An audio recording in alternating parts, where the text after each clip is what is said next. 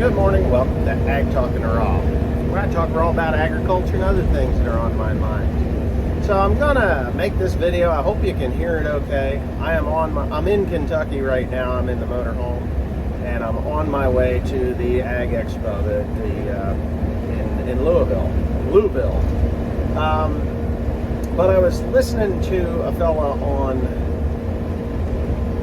YouTube just a few minutes ago, and his name is John Stevens, Maple Grove Farms, and he is doing something that I have done in the past and have modified, and maybe I can help him out a little bit. Maybe I can help some people that are interested in reducing their fertilizer costs and maintaining, or even maintaining a healthy plant and a healthy yield, and actually putting a little bit more money in your pocket. John was talking about reducing the inputs like P and K, and even some nitrogen, but not so much nitrogen that you see a negative response. And P and K, as a maintenance, not a feeding type of a thing. Putting it on to feed it, because let's face it, P and K, nitrogen, they're all doubled in price from what they were last year. Corn is hovering at I saw $6.90 a minute ago locally. We can get $6.96, I think it was, almost $7, which is nice. But out in the West, where there's abundance of this stuff, there's not nearly as high a good a price. But anyways, to his credit, I have done some of these tests like he's doing. He's like, pull a soil test, put on a maintenance in one area of P and K, don't put any P and K on, make sure there's a cover crop and all this stuff. And we've done all these things in the past. Recently, last year and 2020 and 2021, I had corn on the home farm, and in 2020 I pulled a soil test, and phosphate levels were fine, pHs were so-so, potash levels were so-so. So I put on about 60 units of potash, no phosphate, and a regular, I think I put on 200 units of nitrogen, and I was happy with what I had gotten off of it, because I didn't have this huge input cost of 620 pounds of basically 24. It was a little different. It had some sulfur in there. It was like, I think it was 11 whatever, 12, 24, yeah, it was something like that. 11, 23 with sulfur. That's approximately what I was putting on. I think there was a little bit of boron in there as well, because we are low in boron, which I shouldn't have those problems, but it is what it is, so we did that. Well, 2020 was a great year for that farm, and I thought, well, you know what, I'm just going to treat everything the same. I'm going to put all the inputs in that I have put in on the other farms that I'm farming, and I'm going to include this one here that has good phosphate levels, so-so potash levels, and so-so pH. Well, I pulled the soil test this fall, and the soil tests are showing like I didn't put anything on at all, which really shocked me, because I didn't take the stalks off of these farms. The yield was better, but it wasn't like nearly, it wasn't worth what I put on, is what I'm getting at. So you pull the soil test off, the pH has kind of stayed the same, because there is lime in the compost that I put in there, and there's other elements, and that's the other thing, there's other elements that I'm putting on with the compost, and the soil test just did not reflect what I had done. The yield did, but not to the point where I felt that, hey, you know what, I'm going to do this next year. It actually left me with, why did I do that? Not, hey, I'm going to do that next year. Now, every year is different. We all know. Sometimes it's drier, sometimes it's wet, sometimes it's perfect, sometimes it's not. I go on a 5-year cycle when I'm growing grain. Same thing with hay as well. But for the most part, hay, you'll get one out of 5 years could be light, not bad. But anyway, I'm gonna take a drink of this stuff here. I got a vitamin B shot. That's what I got. Anyway, with the oh, come on. So when you don't get a response after putting on 620 pounds of, let's just call it 12, 24, 24 with sulfur. It's 11, 23, 23. 0.05, I think, is what it was as far as sulfur is concerned, because I used ammonium sulfate and boron, just a boron thing through basically borax bleach. So if you don't get a response like that, where'd it go? Where did it go? Well, I pulled the soil test, and in the buffer zone, you know, you have available and then you have buffer. Well, the buffer pH was within reason. The buffer potash was within reason. The buffer everything was within reason, meaning that it's not available to the plant, I would imagine. At least that's how I interpret the damn thing. So, at least that's what the soil tests say. So this coming year, I'm not going to buy P&K. I'm not going to buy P&K. I'm actually strictly going with my sexy wife. Woohoo! I didn't see your ass though. It was close. I mean, I was thinking there's going to be some cheeky though. But anyway, I'm not buying P&K. I'm bringing it in compost. Now, where I don't have enough compost for, that's where I'm going to buy some P&K, because I just think that there's enough there stored in the hay that I'm going to kill to feed the corn or the soybeans that I'm going to grow. The one thing that I am putting on every single acre that I'm growing a row crop on is lime. The magnesium buffer was even good, but the available magnesium was low, and that's caused by a low pH. So if it's not available, you got to raise your pH, get your pHs up. And I can cuss and swear about that all the time.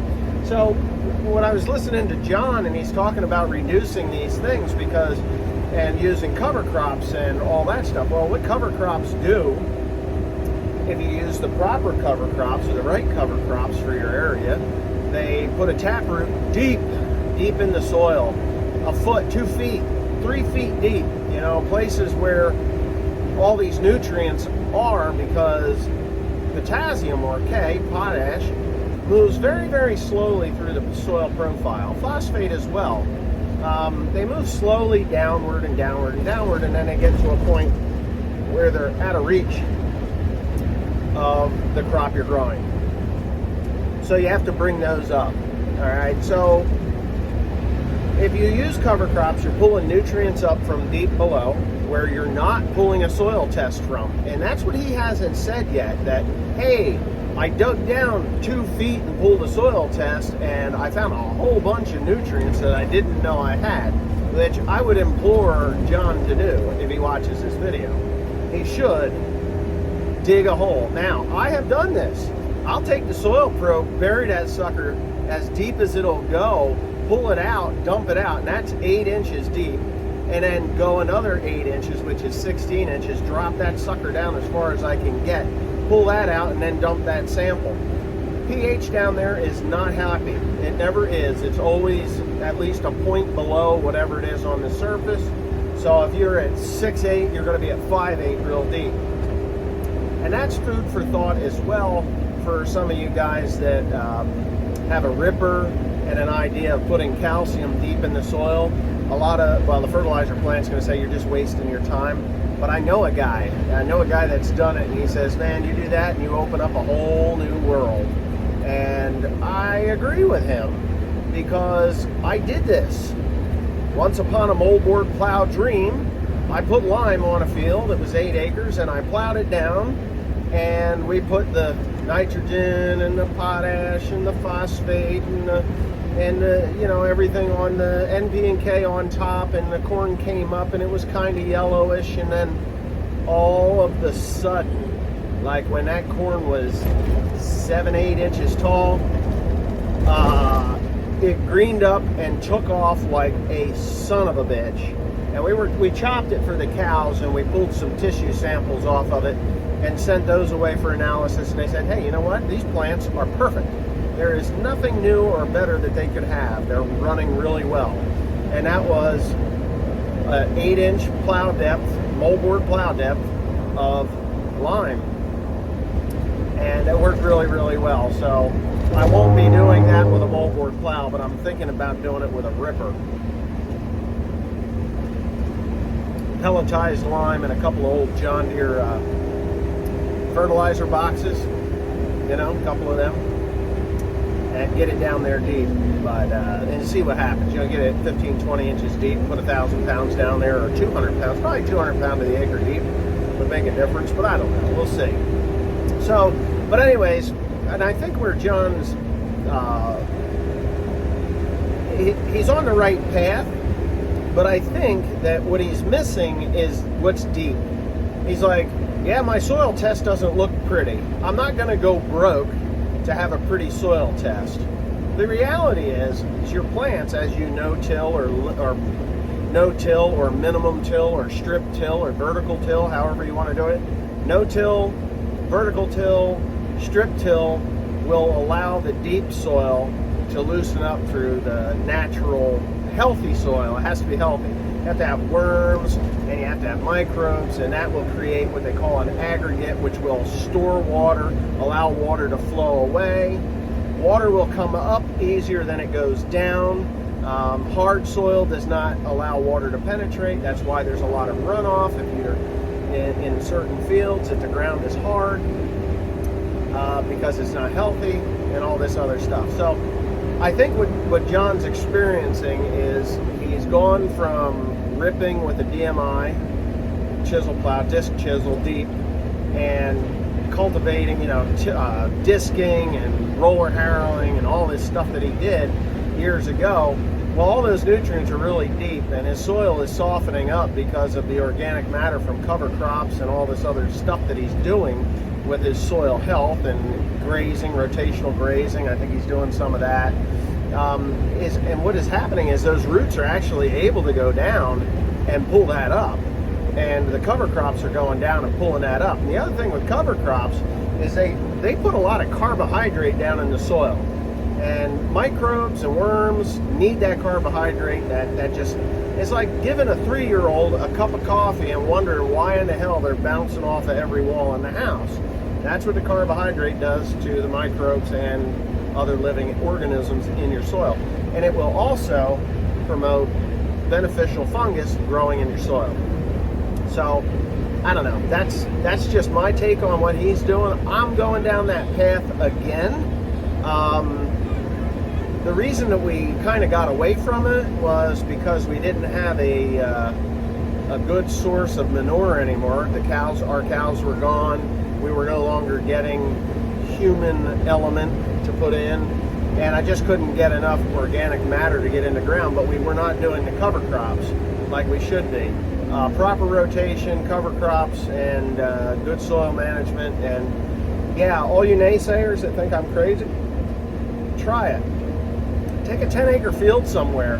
You don't even have to go that big, but take a 10-acre field and put a cover crop on. I mean, that's really why I'm going to Kentucky to the farm show, is to look at a machine that will allow me to do what I want to do quickly and efficiently.